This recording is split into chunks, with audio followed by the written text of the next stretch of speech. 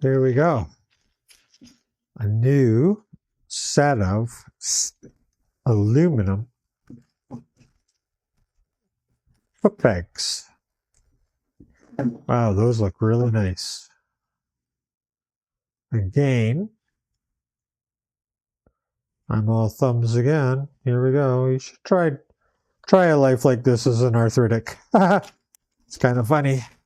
You just got to laugh at it. Wow, those are kind of almost blue anodized.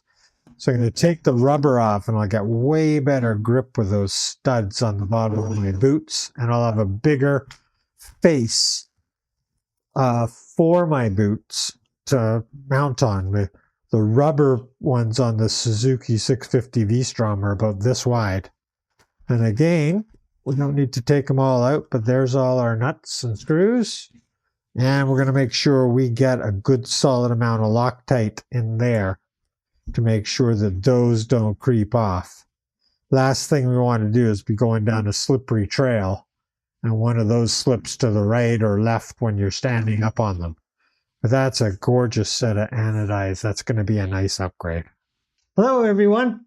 We're going to work on the easiest upgrade to start out here. But if there is a specific upgrade that you want to look at, I've put chapters down the bottom for you. First thing we're going to do is we're going to get into replacing the rubber foot pegs here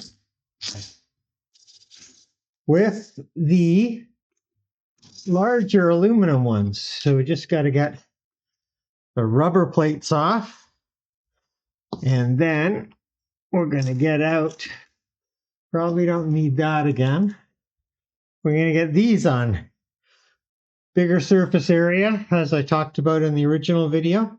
So more support for the foot, and then this rubber is never going to grip as good as these hard-edged pieces of aluminum here.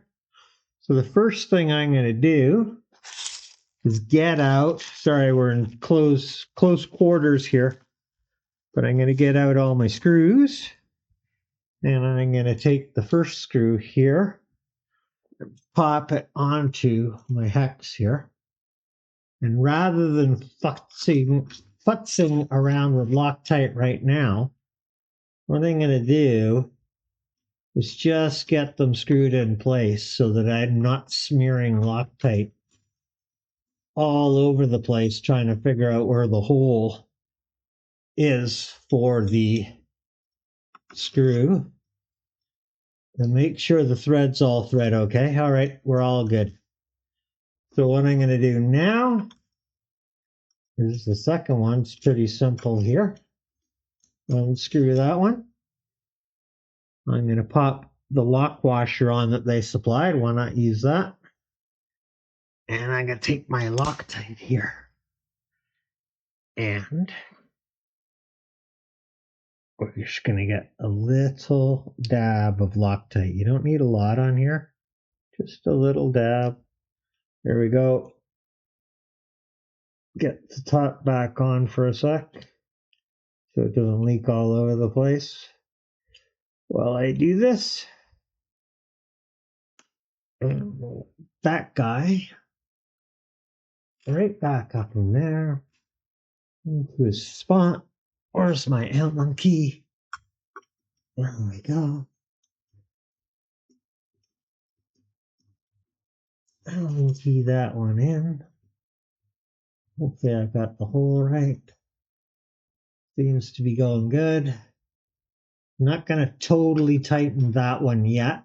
I just want to be snug enough to keep it in position for this guy. Oops. As soon as I get him out, once again, I'm going to pop my lock washer on there.